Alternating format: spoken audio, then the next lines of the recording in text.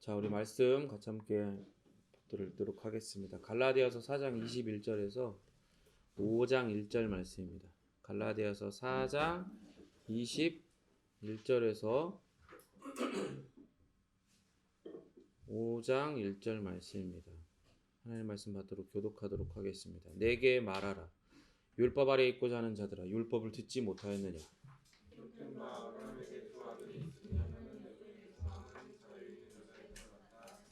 여종에게서는 육체를 따라 낳고 자유 있는 여자에게서는 약속으로 말미암았느니라.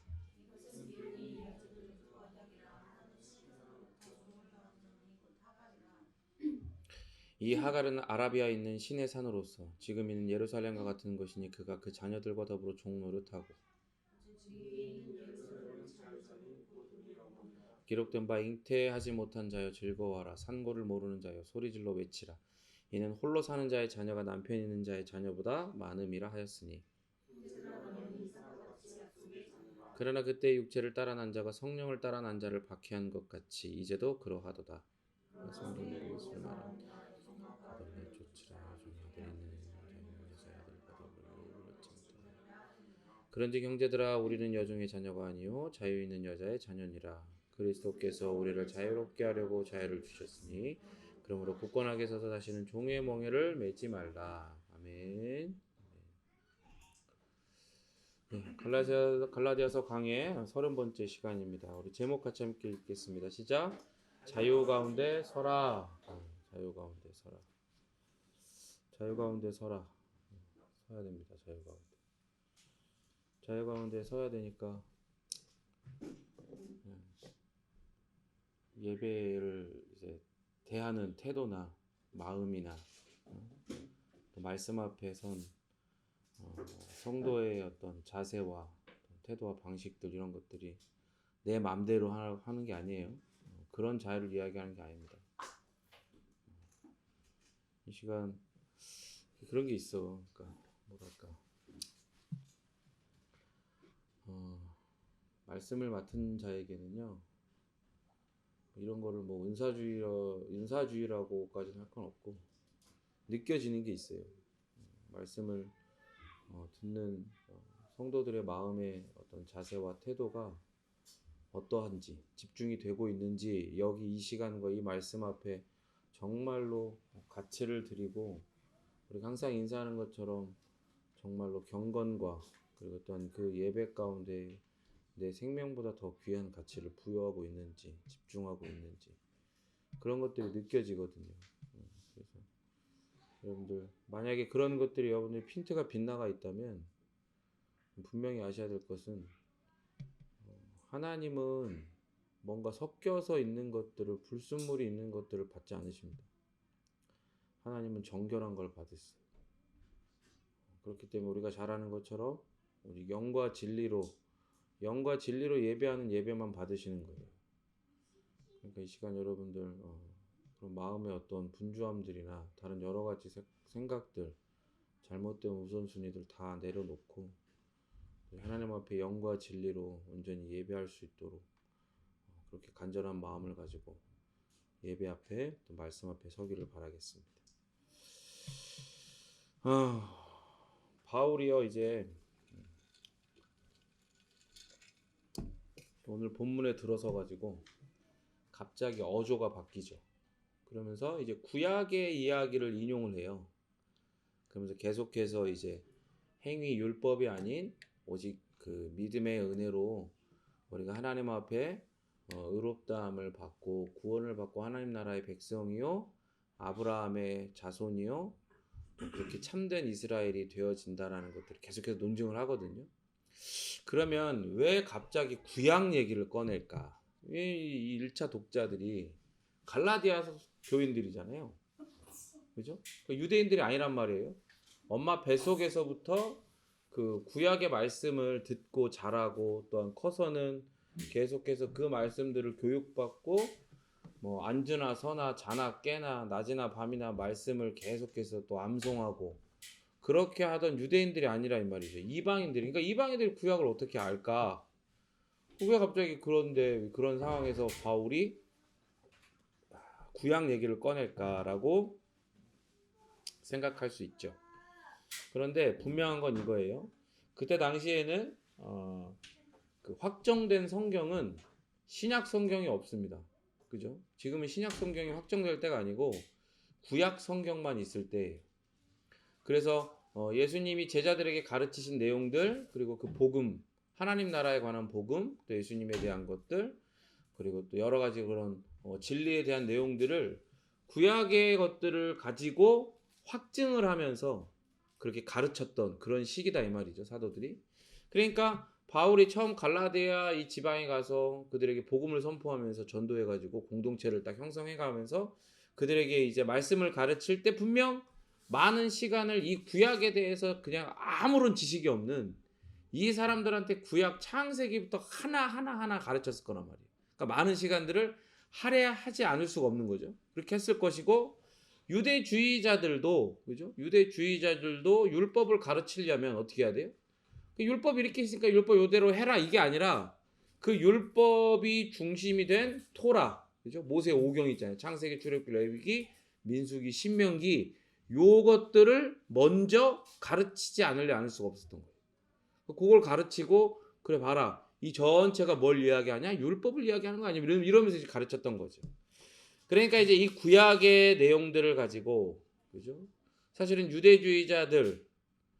이 유대주의자들이 갈라디아인들을 그렇게 가르치면서 미혹했을 텐데, 그리고 갈라디아인들도 그 내용들을 들으면서 이제 혹해갖고 미혹해가지고 이제 그 참된 복음과 은혜의 복음과 또 그 믿음에서 떠나가고 있는데, 오히려 바울은 이 구약의 내용들을 가지고 유대주의자들 뿐만 아니라 갈라디아인들의 이런 잘못된 개념, 생각들, 신앙들, 그죠? 신학들, 이런 거에 대반격을 지금 선사를 하는 거예요. 그 4장 21절 읽겠습니다. 시작. 율법 아래 있고자 하는 자들아. 그러니까 유대주의자들과 그들에게 미혹된 갈라디아 교인들을 이제 향해서 이야기하는 거죠. 그리고 만약에 지금 이 말을 들었을 때 찔림이 있다 그러면 회개하고 돌아와야 됩니다. 말씀으로, 은혜로 다시 돌아와야 돼요. 그래서 율법을 듣지 못하였느냐, 이게 무슨 말이냐면 이런 거예요. 율법이 말하는 것이 진정으로 뭔지 알고 있냐? 율법에 그토록 복종하기를 바라면서 그것을 제대로 이해하기는 이해한 거냐? 이런 얘기를 하는 거예요. 이렇게 반문을 하는 거예요. 그래서 이제 말할 구약의 내용으로 한번 제대로 붙어보자, 선전포고를 하는 거나 마찬가지인 거예요. 22절 읽겠습니다. 시작.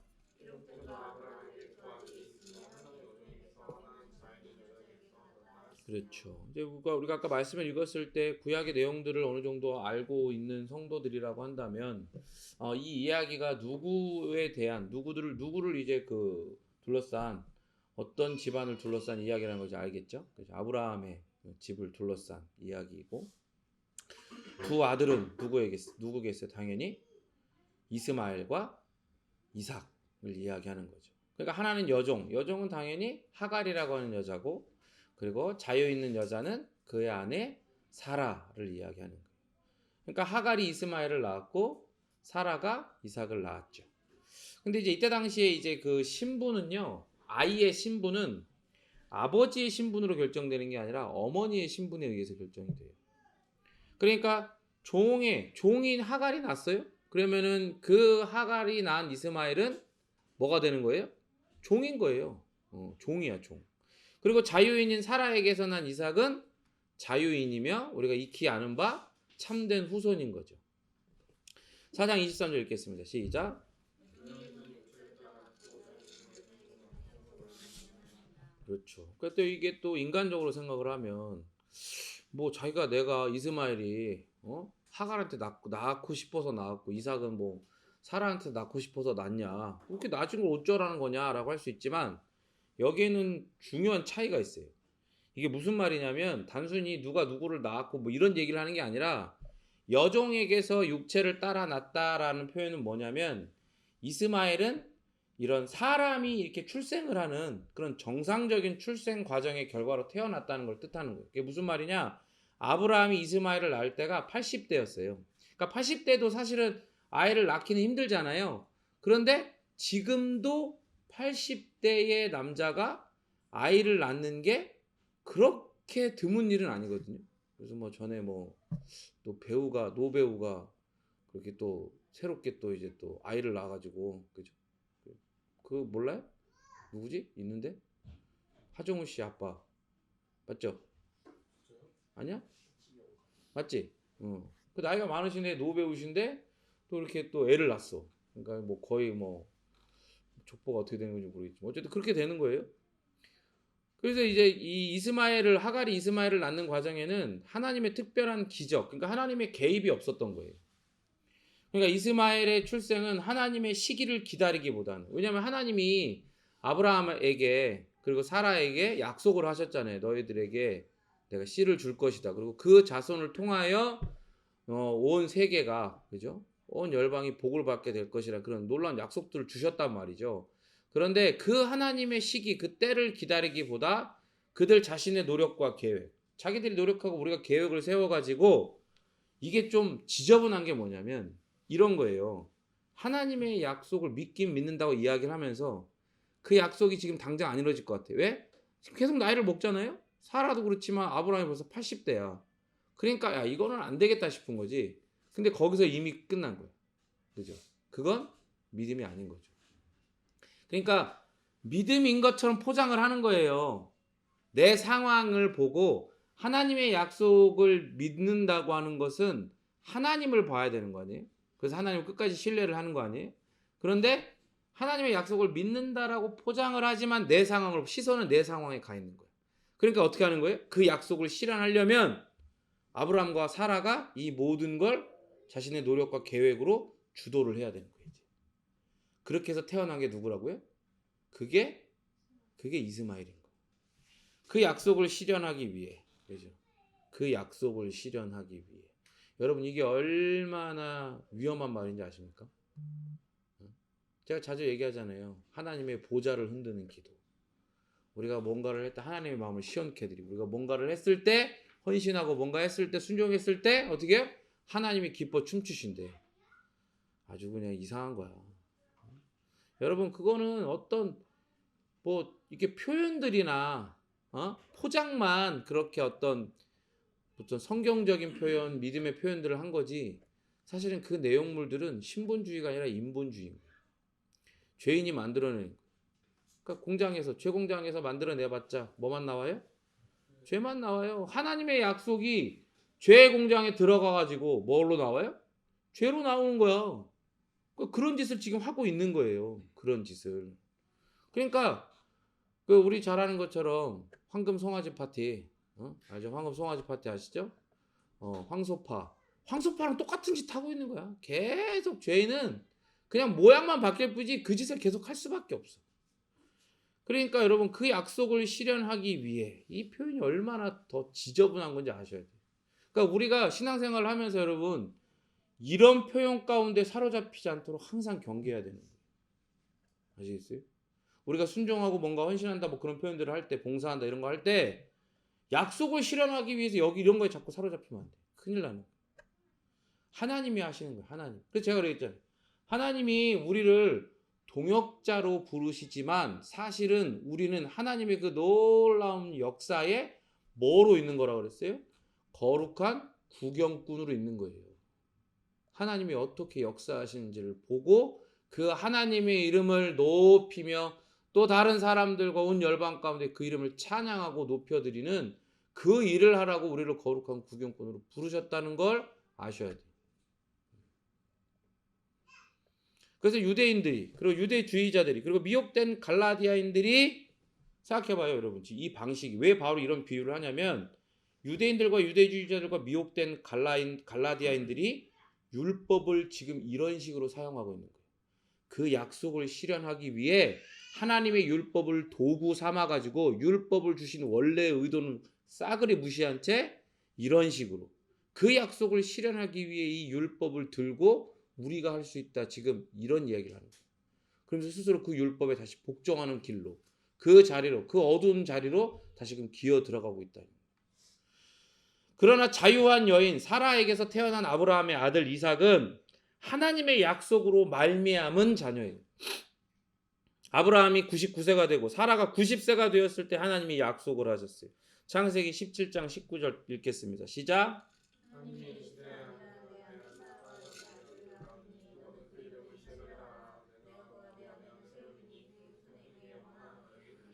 그렇죠. 그러니까 그 전에도 약속을 하셨지만 이제 이런 상황이 되니까 믿지 못하니까 그 믿음의 없음을 도우시려고 하나님이 찾아오셔서 이런 이야기들 다시 하시는 거. 심지어 이런 일이 다 읽을 수는 없지만 이 장면 17장에서 아브라함이 웃어요. 그러면서 뭐라 그래요? 이스마엘이나 이렇게 세워주세요. 뭐 이런 얘기는 하고 있는 거야. 이렇게 이삭의 출생은 약속의 결과예요. 결과. 아브라함과 사라의 나이로 보아도 참으로 기적적인 일이잖아요. 그리고 하나님 그 당신의 구원 계획과 그 약속, 언약을 이루시기 위한 그 기이한 열심의 증거가 그게 사라를 통해 약속으로 낳은 이삭이란 말이에요. 그 이삭을 통해서 지금 계속 구원의 역사가 쫙 펼쳐지는 과정에 있는 거예요. 그 봐봐요. 만약에 그 약속을 실현하기 위해 이스마엘을 이렇게 했는데 하나님 그 이스마엘을 했다 쳐. 이스마엘을 그 약속을 바꿔갖고 이스마엘을 그러면 그 자손을 줬다 쳐. 그럼 우리가 이 자리에 있을 수 있을까? 우리 이 자리에 있을 수 있어요? 우리는 이 자리에 있을 수 없어요. 베이직 교회가 있을 수 있어요? 베이직 교회는 있을 수 없어요. 왜? 우리는 철저하게 솔라 그라티아, 오직 은혜로 하나님 앞에 예수 그리스도께서 우리를 위해 행하신 그 모든 은혜의 공덕들을 믿음으로 말미암아 예수를 믿음으로 말미암아 구원받는다라고 고백하는 개인과 공동체이기 때문에 만약에 이런 식으로 일이 진행됐다 그러면 우리는 여기에 존재할 수가 없죠. 율법에 사로잡혀서 아까 이야기한 것처럼 그 약속을 실현하기 위해 율법을 이용하려고 하는, 그래서 자기가 이용한다고 생각하지만 사실은 거기에 매여가지고 속박되어 있는 그런 교회 간판만 걸어놓은 그런 이상한 공동체에 우리가 다 뿔뿔이 흩어져서 거기에 속해 있겠지. 그리고 그게 잘못된 거라는 걸 모르면서 거기서 서로 박수주고 인정해주면서 아 내가 더 열심히 해야 되는데 더 열심히 뭐 이러면서 자기를 정죄하거나 다른 사람 정죄하고 미워하고 시기하고 뭐 이러고 있겠죠. 우리 오늘 이 말씀의 제목처럼 자유 위에 서 있는 게 아니라 여전히 어디 밑에 서 있어요? 율법 밑에 서 있을 거란 말이에요. 여러분 감사하지 않습니까? 너무나 이건 정말로 하나님의 기이한 열심의 증거예요. 그러니까 우리가 그 증거의 그 선에 서 있는 거예요. 갈라디아서 4장 24, 25 읽겠습니다. 시작.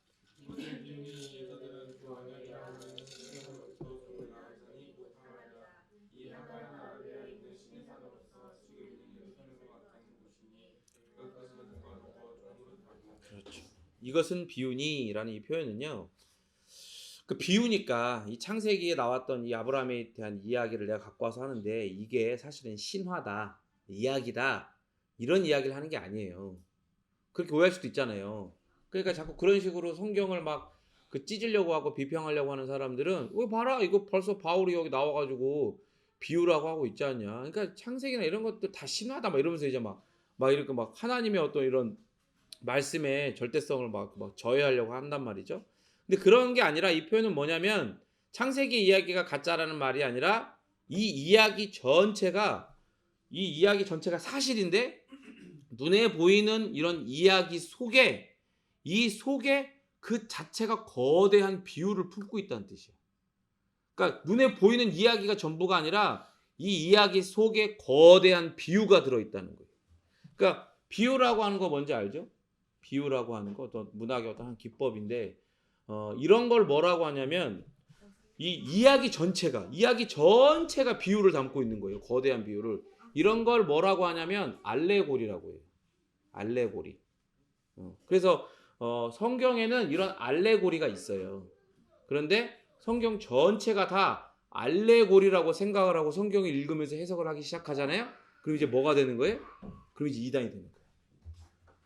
성경 전체가 다 이렇게 알레고리다 그러면서 이제 이게 누가 많이 사용하는 거냐면 그런 식으로 성경 전체를 알레고리처럼 그 보고 해석을 하는 게 누가 하는 거냐면 이단 사이비 교주들이 이렇게 많이. 그래서 결론은 뭐야? 내가 보혜사다. 뭐 이런 식으로 나오는 거지. 근데 성경에 이런 알레고리가 없는 게 아니에요. 지금 바울도 이야기하잖아요. 내가 이것은 비유니라면서 이제 이 비유를 갖고 이야기하는 거예요. 그래서 그 이야기 전체에 담겨 있는 그 원래 하나님의 의도와 그리고 그것을 통해서 드러내는 알레고리를 통해서 드러내는 진짜 하나님의 뜻이 뭔지를 또 보여주는 거지. 근데 성경 전체가 그런 건 아니라는 거예요. 그걸 주의하셔야 돼. 어쨌든 이런 알레고리를 통해서 하갈은요, 모세의 언약, 즉 율법을 뜻하는 거예요. 하갈이 율법을 상징하고 있는 거예요, 지금. 그래서 율법을 받은 신의 산으로부터 종을 낳은 자라고 하는 거예요. 신의 산에서 율법을 받았잖아요, 모세가. 그렇죠? 그러니까 신의 산으로부터 종을 낳았다. 근데 여기서 말하는 종은 그러니까 당연히 누구의 종이겠어요? 율법의 메인 종들을 이야기하는 거야. 죄인들을 이야기하는 거야. 인본주의에 주인공병에 사로잡혀 있는 모든 죄인들을 대표하는 거예요. 그러니까 쉽게 얘기하면 율법을 대표하고 율법에 사로잡힌 죄인, 주인공병 걸린 자들을 대표하는 거예요. 그게 하갈이야. 그리고 예루살렘은 이스라엘 전 민족을 가리키는 일반적인 용어로 사용되기도 해요. 예루살렘이 이스라엘의 수도잖아요. 근데 그렇게 사용되기도 한단 말이에요. 이스라엘 전체를 가리키는 용어로도. 그래서 율법의 종이 되어 있는 이스라엘 유대인들과 같이 율법의 종 노릇을 하고 있는 갈라디아 사람들도 니네도 똑같다. 여기서 벗어날 수 없다. 니네도 다 지금 뭐가 되고 있는 거다. 하갈의 지금 자녀들이 되고 있는 그런 얘기를 하는 거예요. 근데 여러분 생각해보세요. 이런 비유가요, 유대주의자들한테는 엄청난 충격인 거예요. 왜냐하면 자기들은 선택받은 하나님의 백성이라고 생각을 하잖아요. 그러니까 누구보다 이방인들은 그냥 죄에 사로잡혀 있고 하나님께 버림받은 그런 자들이라 생각하지만 자기들은 진짜 자유하다고 생각합니다. 하나님이 율법이라는 울타리를 쳐주시고 안전하게 죄와 세상으로부터 이 율법의 울타리 안에서 자유하게 하신 자들, 그렇게 자유자로서 선택받은 자들이라고 그렇게 생각하는 거예요, 자기들이. 그래서 그들이 자유자라고 생각하는 근거가 곧 그들의 무지와 오해의 근원이고 자유자라고 착각하고 있는 그들의 정체성이 율법의 노예뿐이라는 걸 보여준다. 자기들은 율법 때문에 자기들은 자유자라고 오히려 생각을 하는 거야. 그러나 하나님의 은혜로 말미암아 참된 구원을, 그리스도를 믿음으로 말미암아 받은 바울의 눈에는 이들이 뭐로 보이는 거예요? 자기들이 율법 때문에 자유자라고 생각을 하지만 사실은 실상은 뭐예요? 그 율법에 매여 있는 노예일 뿐인 거예요. 그러니까 지금 그 얘기를 하는 거예요. 이런 비유, 알레고리를 통해서 그런 이야기를 던지니까 자기들한테 익숙한 이야기, 익숙한 알레고리, 익숙한 표현들을 통해서 오히려 전혀 정반대 해석을 던져버리니까 이 유대주의자들은 이 이야기를 딱 받았을 때, 그리고 이렇게 교육을 받고 미혹당했던 갈라디아인들도 충격을 받는 거예요. 진짜 자유자가 되려면 율법으로 돌아와야 된다라고요. 거기 미혹당했는데 바울은 니네가 실상은 그게 그 율법이 너희를 속박하고 있는 거다라고 이야기를 합니다. 4장 26절 읽겠습니다. 시작. 유대인의 사상 중에는 여기 이 땅에 있는 예루살렘이 뭐냐면 천상에 있는 하나님이 있는 그 나라에 예루살렘, 천상의 예루살렘이 있고 여기에 있는 이 지상의 예루살렘은 단순히 그것의 모조품에 불과하다는 그런 개념이 있어요. 그렇게 위에 있는 예루살렘이 진짜 이스라엘. 이제 우리는 알죠, 이게 영적 이스라엘이라고 표현하는 걸. 영적 이스라엘을 뜻하고 사라가 바로 이 위에 있는 예루살렘을 대표하는 거예요. 그러니까 진짜 이 예루살렘을 대표하는 거예요, 사라가. 그러니까 진짜 하나님의 백성이라는 거지. 더불어 약속으로 받은 기적의 자녀인 이삭의 그 어머니인 사라는 아브라함의 언약을 가리켜요. 그러니까 여기서 오직 위에 있는 예루살렘은 자유자니 곧 우리 어머니라 이렇게 얘기를 하는 거예요. 창세기 12장 3절 읽어볼까요? 시작. 그렇죠. 하나님은 아브라함을 만나셔가지고 땅의 모든 족속이 너로 인해 복을 얻을 것이라고 약속을 하셨어요. 그리고 이 약속은 예수님께서 십자가에서 죽으심으로 시작되는 그 미래의 새로운 언약, 은혜의 언약에 대한 하나님의 약속인 거예요. 그러니까 아브라함에게 창세기 12장에서 아브라함을 만나시고 택하셔가지고 그 주권적인 그 은혜로 그를 택하셔서 그를 부르시면서 이런 약속, 너로 말미암아 모든 민족이, 모든 족속이 복을 얻을 것이다 라고 선언을 하실 때 하나님의 눈에는 지금 뭐까지 동시에 겹쳐 보이는 거예요? 예수님이 십자가에서 달려 자신의 삶과 죽으심을 통해 새로운 언약을 이제 시작하시는 거, 완성하시는 거, 그 지점을 동시에 바라보시면서 이야기를 하고 계시는 거다 이 말이에요. 그러니까 이 새 언약 아래에서, 이 은혜의 언약 아래에서, 그리고 이 새 언약을 위해서 예수님이 죄인들을 위해 우리를 대신해서 죽으신 거예요. 여러분을 대신해서. 이 새 언약 때문에. 이 새 언약 때문에. 그러니까 하나님이 분명히 아브라함을 통해 은혜의 언약을 언지를 주셨죠. 그죠? 은혜의 언약의 언지를 주셨단 말이에요. 그런데 사람한테 딱 눈에 확 보이는 거, 꽂히는 건 뭐예요? 사람의 본성상, 죄인의 본성상 내가 해야 되는 거예요. 내가 주인공이 돼야 되는 거예요. 근데 딱 주인공이 되려면 희미한 은혜 언약의 그림자보다 딱 정확하게 이 언약이라고 하는 이 계약서의 한 줄에 딱 명시되어 있는 모세 언약, 시내산 언약, 그 율법이 더 내가 주인공 되기에는 너무 좋은 도구처럼 보이잖아.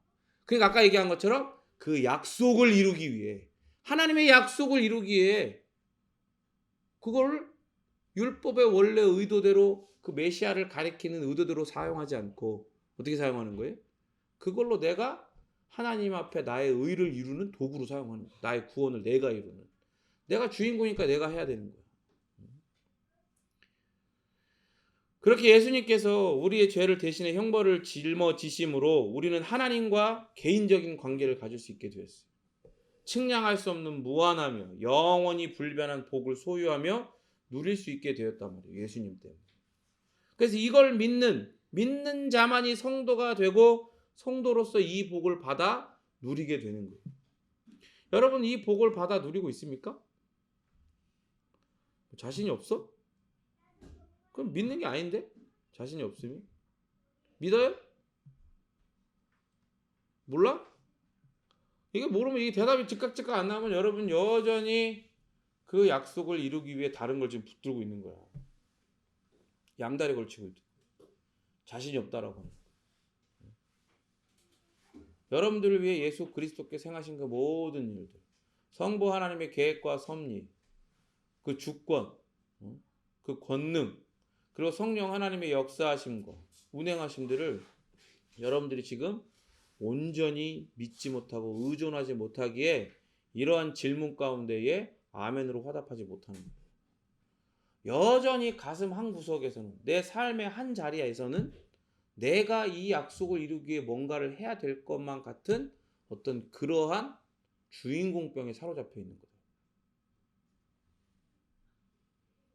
다시 한번 말씀드리지만 오직 예수 그리스도께서 우리를 위해 이 땅에 나시고 우리를 대신하여 사시고 우리를 대신하여 십자가에 피 흘려 죽으사 우리가 하나님과 개인적으로 화목하게 됐어. 화목하게 됐어. 그리고 하나님과 자녀, 아버지와 자녀의 관계가 되었다. 근데 이걸 어떻게 해야 되는 거예요? 예수 그리스도께서 그렇게 하시기 위해 나를 대신하여 이 모든 것을 이루셨다는 걸 믿는 자만이 성도가 되고 성도로서 그 복을 받아 누리게 된다는 거예요. 바울은요, 인간에게 두 가지 길이 있다는 걸 보여주려고 구약의 중요한 지금 이 인물들, 아브라함, 사라, 이삭, 하갈, 이스마엘이나 그리고 그런 여러 가지 사건들, 약속들, 장소들 이런 걸 연달아서 지금 인용을 하고 있는 거예요. 바울은 우리 어머니라고 하면서 갑자기 여기서 자신과 갈라디아 교인들을 함께 묶죠. 왜 그래요? 왜?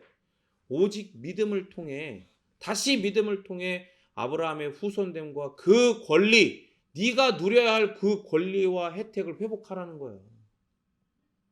이 표현을 통해서. 너와 나는 우리다. 우리가 바로 하나님께 진정으로 영적으로 선택받은 새로운 영적인 이스라엘이다. 이 얘기를 하는 거예요. 영적인 예루살렘의 시민권을 소유할 기회를 갖다 버리지 말고 다시 꼭 붙들어라. 이렇게 외치고 있는 거예요. 27절 읽겠습니다. 시작.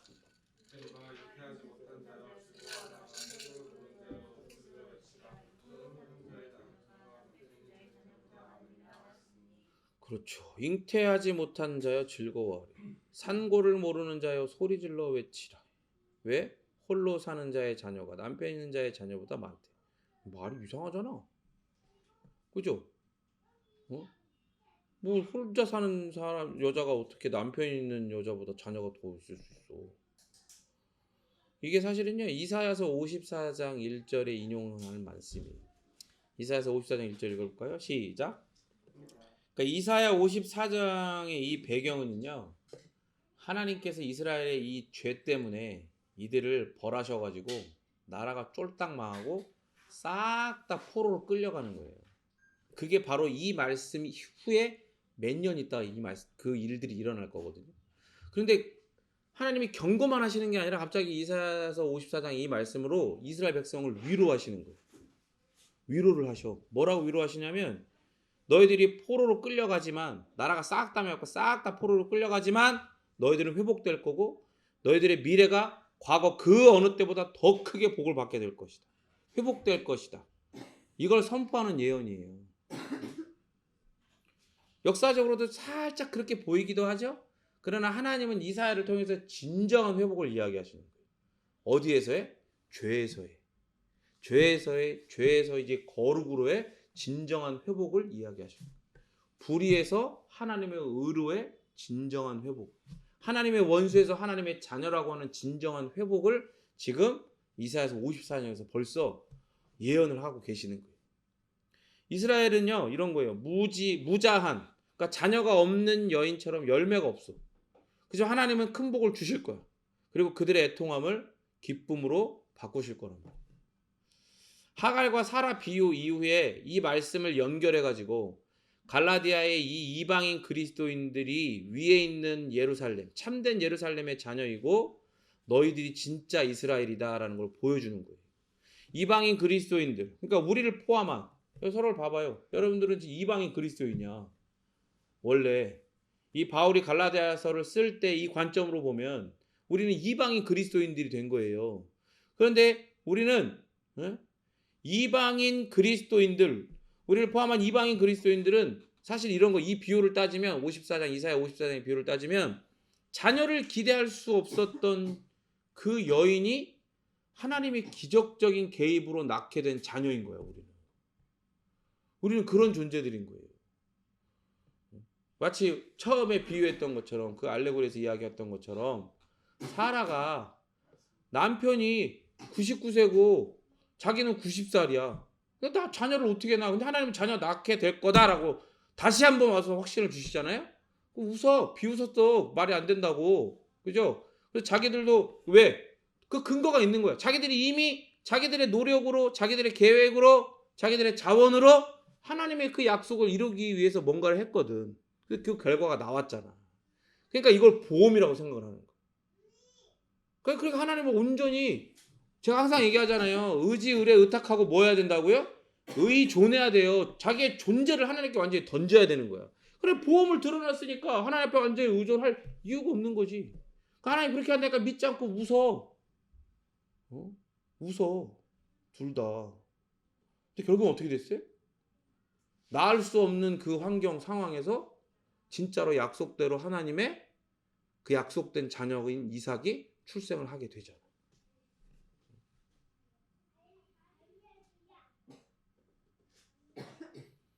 그것처럼 여러분 우리도 있잖아요. 이방인 그리스도인 우리들도 자녀를 기대할 수 없는 여인, 이 이사야 54장에서 이야기하는 자녀를 기대할 수 없는 여인이, 그리고 사라와 같은 처지에 있는 여인이 낳은 자녀라. 하나님의 은혜가 아니고서는 우리는 그리스도인이 될 수 없는 자들이었다. 인간의 방법이 아닌 하나님의 기적과 초자연적인 역사하심으로 새로운 생명을 얻게 된 자들이라는 거예요. 그러니까 율법으로 그거를 다시 증명하려고, 그걸 유지하려고, 혹은 그거를 따내려고 하는 이런 시도 따위는 갖다 버려야 돼. 그리고 그걸 생각조차 할 필요가 없는 거예요. 그 악이야, 악. 그건 죄악이야. 그게 하나님이 다 하셔가지고 거룩한 구경꾼의 자유를 딱 놓으시고 그 모든 혜택, 원인이 우리에게 없는데 결과만 우리에게 얻게 하셨어. 근데 그 조건 단 하나, 뭐예요? 사람들 믿음. 믿음이라는 은혜 하나였어. 그런데 심지어 그것도 하나님이 우리에게 하나님의 능력과 하나님의 그 말씀으로 우리에게 역사하시고 우리를 설득하시고 그 앞에 신뢰를 드리게 하시고 결국에 믿음을 갖게 하셔가지고 우리가 그 결과를 얻는 거예요. 근데 그래 놓고 갑자기 다시 내가 이걸 증명해야 돼. 내가 이걸 유지해야 돼. 아니야, 그러니까 지금은 반쪽이야. 나머지 반은 내가 이걸 따야 돼. 그래서 율법으로 다시 돌아가거나 뭔가 내가 주인공 되려고 하는 이런 자료 다시 끼어들어가? 그거는 정말 갖다 버려야 되는 악인 거예요. 4장 28절 읽겠습니다. 시작. 바울은 이제 이 알레고리가 바로 너희들에게 적용되는 거라고 선언을 하는 거예요. 유대주의자들은요, 갈라디아인들이 할례 받기를 거절하면 그들이 진정한 언약의 자손, 아브라함의 영적인 자손이 아니고 너희들은 이스마엘 족속이다. 그렇게 여기면서 그들을 미혹했을 거란 말이에요. 그들도 이 구약의 얘기를 갖고 하면서 전혀 정반대의 이야기, 바울과는 정반대의 이야기를 했겠죠. 똑같은 이야기, 똑같은 알레고리. 그런데 전혀 다른 해석과 적용을 하고 있는 거다. 그래서 바울은 못 박아 이야기하잖아. 형제들아, 너희는 그들의 미혹과 그들의 가르침과 상관없이 이삭과 같이 약속의 자녀다. 그 증거가 뭐예요? 그 증거가 1장에서부터 쭉 살펴봤었잖아요. 그렇죠? 그들이 바울을 통해 참된 복음을 들은 것, 예수 그리스도에 대한 참된 복음을 들은 것, 그리고 그 복음을 믿음으로 말미암아 성령 하나님이 그들에게 부어지신 것, 그런 것들로 계속해서 증거했었잖아요. 그죠? 29절 읽겠습니다. 시작.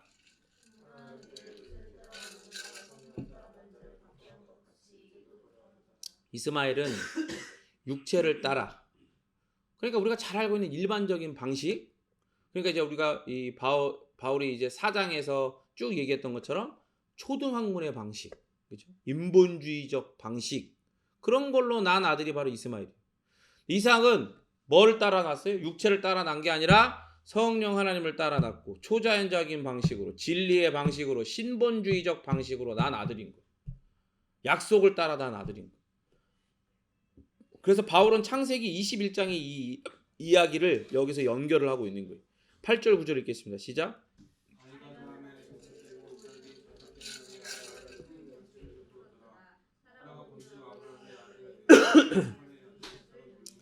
자, 아브라함이 이제 100세 때 이제 이삭을 낳고요.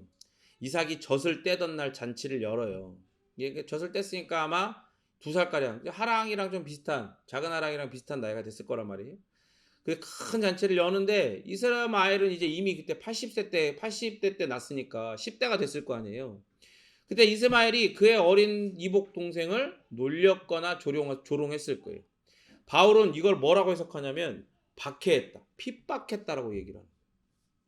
그러니까 바울은 지금도 그렇다 이렇게 얘기해요. 우리가 이삭에게 비유되기 때문에, 약속의 자녀들이기 때문에 이삭이 한 경험을 지금 우리도 하고 있다고 지금 이야기를 하는 거예요.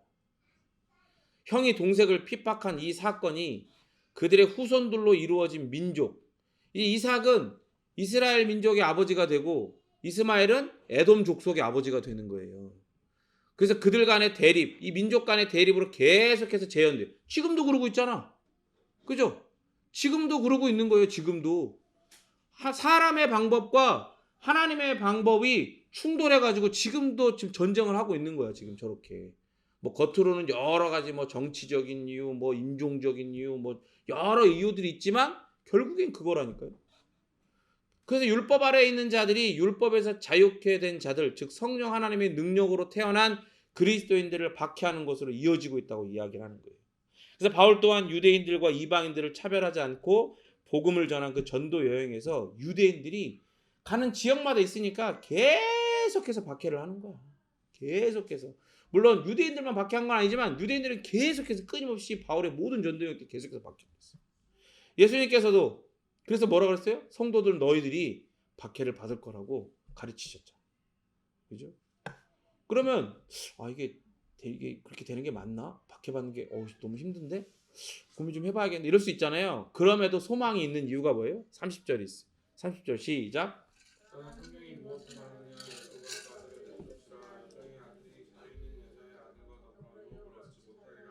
그렇죠. 사라가 그걸 봤어. 이스마엘이 이삭을, 그 어린 아기를 막 핍박하는 걸 봤단 말이야. 그래가지고 아브라함한테 가가지고 21장 10절 11 12 읽을까요? 시작. 그가 아브라함에게 이르되 이 여종과 그 아들을 내쫓으라. 이 종의 아들은 내 아들 이삭과 함께 기업을 얻지 못하리라 하므로 아브라함이 그의 아들로 말미암아 그 일이 매우 근심이 되었더니 하나님이 아브라함에게 이르시되 내 아이나 내 여종으로 말미암아 근심하지 말고 사라가 내게 이른 말을 다 들으라. 이삭에게서 나는 자라야 돼 씨라 부를 것입니다. 그렇죠. 그래서 제가 가서 따진 거야. 쫓으라고 따졌어요. 물론 이제 여러 가지 그 전에도 일이 있었어. 그 전에도 막 원래는 사라의 몸종이었잖아요, 하갈이. 그런데 이제 그 자기들의 방법으로 했는데 어떻게요? 그러니까 사람의 방법은 결국에 사람의 욕망 때문에 그 욕심이 죄를 잉태하니까 그 욕심 때문에 이런 죄의 결과가 일어나는 거 아니에요. 그러니까 자기들이 인본주의적인 방법, 죄의 결과로 하가를 통해서 이스마엘을 출생을 하잖아요. 그 과정 가운데에 얘가 몸종이었는데 애를 베고 주인은 자기 원래 주인 사라는 애를 못 가지니까 막 비웃고 막 그런 일들이 막 있었어. 계속 쌓이고 쌓였던 거예요. 그러니까 뭐라 그래요? 이 여종 그 아들 둘 다 내쫓으라는 거야. 이 종의 아들은 내 아들 이삭과 함께 기업을 얻지 못할 거다. 이렇게 얘기를 하는 거지. 그러니까 보세요. 여기에 무슨 하나님의 약속을 믿고 뭐 그 약속의 자녀니 이런 얘기 없잖아. 그냥 내 관점에서만 그 얘기를 하는 거야. 그럼에도 불구하고 하나님의 주권적인 섭리는 그 모든 것들을 다 가지고 어떻게 하시는 거예요? 하나님이 보실 때 선한 결과들을 이끌어가는 과정들로 삼으세요. 그 과정을 쭉 가시는 거예요. 그러니까 내가 뭔가를 했다고 해서 그게 내가 그거를 인지하지 못하고 한다고 해도 그건 하나님의 역사의 도구요 재료가 되는 거야. 그걸 잘 아셔야 돼. 그래서 아브라함이 그의 아들로 말미암아 이게 근심이 되는 거예요. 왜냐하면 어쨌든 내 피부치니까. 그 어쨌든 그 자기들이 인본주의적인 방법이지만 어쨌든 애를 낳았을 때 얼마나 이쁘고 귀여워했겠어. 그런데 그렇게 되니까 근심이 돼. 하나님이 딱 말씀하시죠. 근심하지 말고 사라가 너한테 이런 거 다 들어줘. 이삭에게서 나는 자라야 너의 씨라고 되고. 너의 씨라는 건 곧 이 너의 씨라는 표현 안에 뭐가 있는 거예요? 하나님이 그때 모든 약속하셨던, 그죠? 그 모든 약속하셨던 그 복, 너를 통해 온 땅, 온 족속들이 복을 얻게 될 것이다. 너 자손을 통해, 너의 자손, 너의 씨를 통해. 그 약속이 이 씨라는 것 안에 다 함의가 되어 있는 거예요. 근데 그 자손, 아브라함의 자손은 이스마엘이 아닌 이삭에게서 나게 될 거다. 그 얘기를 지금 하고 계시는 거예요. 이삭의 젖된 잔치에서 무슨 일이 일어나는 거예요? 결국 쫓겨나는 거야. 그럼 오늘 이스마엘과 이삭, 유대인과 그리스도인에게는 무슨 일이 일어나요? 오늘날 이스마엘과 이삭이 함께 아브라함의 유업을 물려받지 못한 것처럼 유대교를 위시한 초등학문 그리고 기독교 역시 둘이 다 똑같이 구원의 복을 얻는 게 아니에요. 오직 예수 그리스도를 주라 시인하며 믿는 기독교만 거기에만 참된 구원이 있어요, 여러분. 유대인들은 이 구절을 어떻게 해석해 왔는지 아세요? 이방인들을 하나님께서 거부하셨다. 그래서 이 구절을 이야기하는 거야. 아까 얘기했잖아요. 예를 들어 알레고리, 구약을 갖고 가르친다고. 봐봐라, 이게 알레고리다. 이 이방인들 개보다 못하게 여기는 그 이유가 바로 여기 있는 거다. 하나님 너희를 거부하셨기 때문에 그렇다. 우리만 선택하셨다. 이렇게 해석을 해오는 거야. 그러나 바울의 해석은 이들의 오해와 착각을 완전히 부수고 완전히 밭으로 틀어버리죠. 그게 아니라는 거지. 너희들의 생각이 완전히 틀렸다는 거예요. 유대인이건 이방인이건 율법이나 행위가 아닌 초등학문이 아닌 인본주의적인 방법이 아닌 이삭이 될 때 믿음으로 은혜로 성도가 될 때 하나님의 유업에 속한 백성이요 자녀가 되는 거다. 못 박아버리는 거예요. 그들이 갖고 있는 이 신학의 한계를 아득하게 뛰어넘어 버립니다. 은혜를 거부한 자들은 믿지 않는 유대인이든 혹은 회개하지 않는 이방인이든 받을 유업이 없다는 거예요. 그래서 뭐라고 하는 거예요? 이 비유를 통해서 이 이야기를 통해서 바로 그런 자들이 이스마엘이라는 거야. 그런 자들이 이스마엘의 후손이라는 거야. 그런 자들이. 율법에 매여 있는 자들. 인본주의적인 방법에 매여 있는 자들. 주인공병에 사로잡힌 자들. 그리스도 안에서 자유와 믿음으로만 얻는 구원을 경험하고 소유하고 누려가는 그리스도인들과 그런 자들은 하나님의 유업을 결코 공유하지 못한다는 거예요. 31절 읽겠습니다. 시작. 그렇죠. 바울은 여기서 그런즉이라는 말로 지금 쭉 앞에 한 내용도 있잖아요. 알레고리 전체와 이제 이야기들을 싹 모아가지고 지금 결론으로 달려가는 거예요. 바울은 이 편지를 통해서 갈라디아의 형제들, 성도들이 자기의 말을 이해하고 인정하고 순종할 거라고 기대했어요. 그래서 그러한 것으로 믿고 그러니까 1차 독자인 갈라디아 성도들 뿐만 아니라 2차 독자인 우리를 향하여서 하나님께서 바울을 통해서 우리가 종의 자녀가 아니라 너희가 바로 여종의 자녀가 아니요 자유 있는 여자의 자녀다. 자유의 자녀다라고 선언하고 계시는 거예요. 그러면서 이 자유를 위해 우리가 아닌 그리스도께서 어떤 대가를 치르셨는지를 이야기합니다. 5장 1절 시작.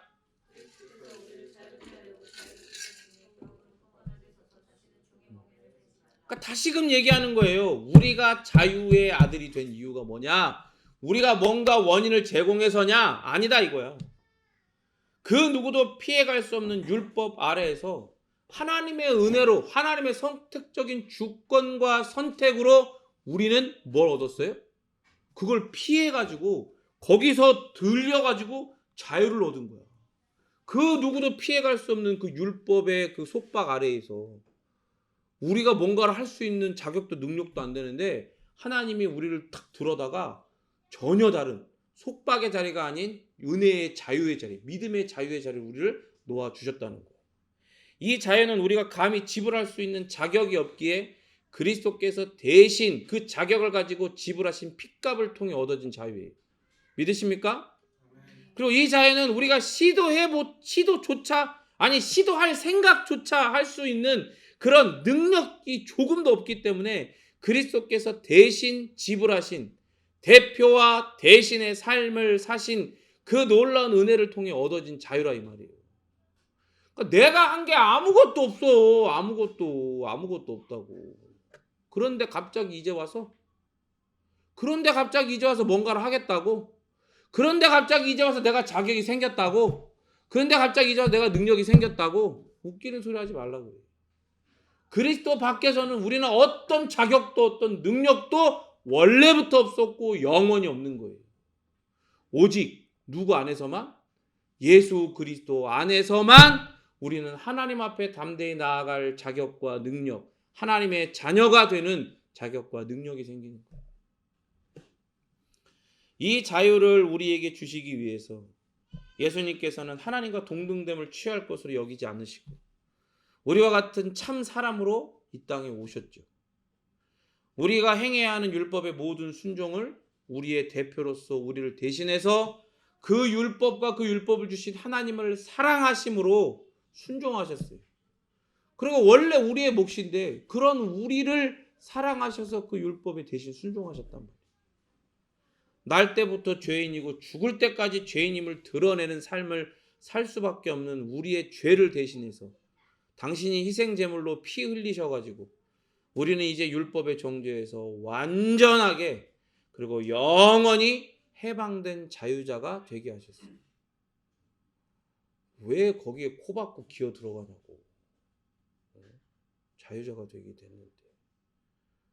아니 하나님이신 예수님이 그것을 이루시기 위해서 이 땅에 내려오셔서 다 순종하시고 심지어 그것을 이루지 못한 내 죄 때문에 당신이 그 죄에 대한 하나님의 모든 저주와 심판과 멸망을 다 자신에게 쏟아 부으시도록 십자가에서 대신 피 흘려 죽으시기까지 하셔가지고 내가 이제 하나님의 백성이요 하나님의 자녀로서 살아갈 수 있는 그 놀라운 은혜를 주셨는데 왜 그 율법 앞으로 다시 달려가고 거기에 코를 쳐박고 있냐고. 그런데 이 자유를 바르게 온전하게 누리지 않고 다시 율법으로 돌아가가지고 예수님께서 이미 주신 것을 내가 다시 이거 아니야 이거 못 써 주인공병이 걸려가지고 내가 이걸 다시 해 내가 주인공을 내가 다시 해 내가 할 수 있어 이렇게 갖고 얻으려고 노력한다면 그건 이런 거예요. 예수님의 모든 희생을 욕되게 하고 예수님의 나심도 사심도 죽으심도 부활하심도 다시 오심도 다 부정하고 부인하는 거예요. 심지어 뭐가 어떻게 되는 건 줄 알아요? 이렇게 되면 내가 주인공병을 갖고 다시 거기로 코박고 쳐들어가는 거는 예수님에 대한 것뿐만이 아니라 이 모든 걸 계획하신 하나님과 그리고 이 모든 것을 전달하시고 적용하시고 운행하여 주시는 성령 하나님께도 정면으로 반기를 드는 거예요. 아니요 하는 거예요.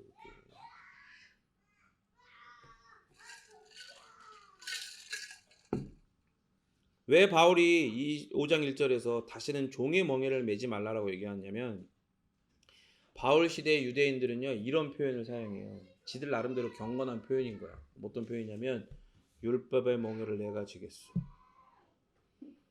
자 그런 표현을 하는 거야. 이게 바로 그들 주인공만이 할 수 있는 주인공만이 해야 하는 고상한 노력이고 자기들이 섬기는 종교의 본질인 거예요. 이 표현 속에 그 모든 게 다 담겨 있는 거예요. 율법의 멍에를 내가 지겠소. 멋있게 했다. 고행하고 금식하고 외식하면서 기도하고 막 하늘을 우러러. 유대주의자들이 갈라디아 성도들을 율법으로 미혹할 때 당연히 그런 사람들한테 다 율법 이런 거 다 알레고리하고 막 다 가르쳐주고 막 오오오 뭐 이러고 있는데 거기서 딱 율법의 멍에를 내가 지겠소. 여러분도 그렇게 해야지 하나님께 사랑받습니다. 딱 그러면은 얼마나 그 멋있게 바라보면 나도 저러고 싶다 막 이럴 거 아니야. 이럴 거 아니야. 제가 옛날에 얘기했죠. 아버님 그 장인 어른 목사님께서 그 부탁을 하셔가지고 와이프랑 거기 저기 어디 청주에 있는 그 교회에 특송을 하러 갔어. 근데 이제 애매한 거예요. 사실은 이제 사전에 뭐 잘 얘기가 되는 것도 아니고 우리는 원해서 간 것도 아닌데 갑자기 하게 된 어떤 그런 느낌이야. 딱 갔는데 딱 특송을 하고 딱 이제 할 때 우리가 특송할 때 헌금을 했나? 그때 그랬던 것 같아요.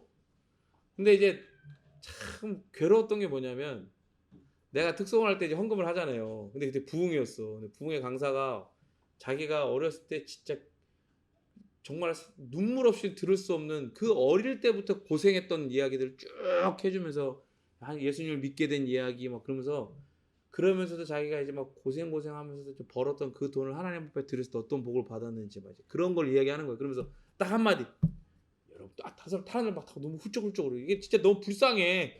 인간 시대 인간극장 이런 거 나오는 스토리보다 더 심해. 막 너무 안타까운 거야. 정말로 힘든 그 고생을 그게 진짜인지 거짓말인지 떠나서 정말 진짜 너무 가슴이 아픈 스토리를 듣고 나서 딱 그런 거야. 목소리 딱 깔면서 마치 율법의 멍에를 내가 지겠어. 이런 것처럼 여러분도 저처럼 하나님께 드리시지 않겠습니까? 딱 이러니까 사람 다 너무 훌쩍해서 헌금을 하는 거지. 헌금을. 근데 그때 누가? 내가 다 특성을 하는 거야. 괴로운 거야. 너무 괴로운 거야. 너무 괴로운 거야. 여러분 보세요. 율법의 멍에를 내가 지겠어. 이게 아닌 거야. 아닌 거야. 응? 근데 보세요. 정말 하나님의 말씀이 신명확직한 게 바울은 그들이 쓰는 이 표현, 그들의 말을 그대로 인용해가지고 근데 어떻게 해요? 뒤집어가지고 율법의 멍에를 내가 지겠소라고 하는 게 아니라 예수님께서 이미 다 지불하셨어. 그래서 주신 이 자유에 굳건히 서가지고 다시는 율법의 멍에를 매지 말아라. 그건 노예가 되는 거다라고 이야기를 하고 있는 거지. 율법의 멍에를 내가 지겠어 이러면서 그냥 그 잘난 척하고 이 사람들한테 그걸 선망하고 있는 이 갈라디아 교인들한테 다시는 그리스도께서 지불하신 그 모든 것을 온전히 믿고 그 믿음 위에 그 자유 위에 굳건히 서서 율법의 명예를 절대 매지 말아라고 얘기를 하고 있는 거예요.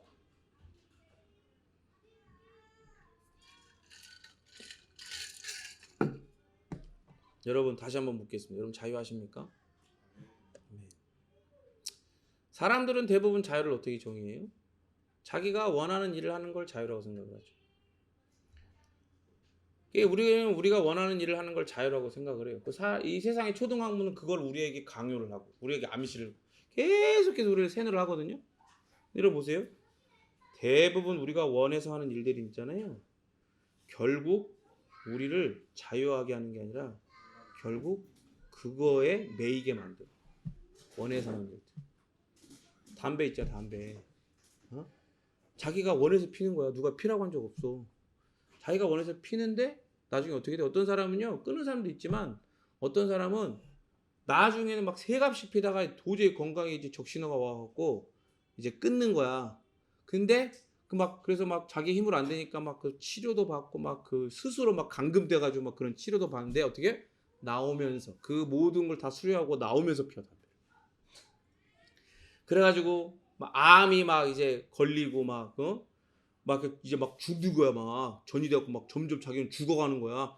그래서 막 이런 거 꽂고 산소 뭐 이러고 막 하고 다니면서도 피는 거야. 거기에 매이는 거야. 대표적으로 요즘에 막 한참 말이 많잖아요. 마약, 그죠? 마약 누가 하라고 그랬어? 쥐가 하고 싶은 거야. 내가 하고 싶어. 내가 원하는 일인 거야. 했어. 나중에 어떻게 돼? 내가 끊고 싶다고 끊어지는 게 아니에요. 그게 안타까운 사연이 뭐가 있냐면 과거에 그 마약을 수사하는 경찰이 있었어요. 근데 잠복해가지고 그 이제 더 큰 윗선을 잡으려고 거기 안에 들어가고 잠복해서 그 조직 안에서 그렇게 이제 몰래 잠복해서 수사를 하는 경찰이 이제 위기에 자기가 발각될 위기에 처한 거야. 그러니까 내가 이씨 너 진짜 경찰 아니야? 너 짭새 아니야? 너 이거 먹어봐 이씨 진짜. 그걸 딱 먹었어. 안 걸려야 되니까 먹었는데 한 번 먹으면 중독된 거야. 그럼 어떻게 해요? 계속 교도소 왔다 갔다. 그렇게 비참하게 인생을 마감하는 거야. 너무 안타까운 얘기지 뭐. 그런 거야. 여러분 잘 생각하셔야 돼요. 사람들은 이렇게 생각하는 거야. 아, 내가 주인공인데 내가 주인공으로서 내가 하고 싶은 일을 하는 게 자유지 라고 생각하지만 대부분 그런 모든 일들이 결국엔 자기를 올가맨다. 근데 그 중에 가장 강력한 게 뭐예요? 담배도 그것도 아니야. 마약도 아니야. 뭐예요? 율법이야. 율법. 여러분 이런 건요 뭐라고 해요? 이런 걸 자유라고 하는 게 아니라 이런 걸 바로 방종이라고 해요. 그러면서 자기는 계속 야 내가 원하면 언제든지 끊을 수 있어. 내가 원하면 언제든지 벗어날 수 있어. 이렇게 생각을 하는 거예요. 전혀 그렇지가 않아요. 예수님은 우리를 죄와 율법의 긴 목록에서 해방하시려고 죽기까지 순종하시고 그 대가를 지불하셨어요. 그리스도께서 그렇게 우리에게 선물하신 자유는요. 우리가 원하는 건 뭐든지 해도 되는 방종이 아니에요. 그리스도께서 선물하신 자유는요. 방종은 아까 얘기한 것처럼 우리가 다시 이기적인 욕망의 노예가 되도록 만들기 때문에 우리는 그리스도의 공로로 자유하게 되었어요.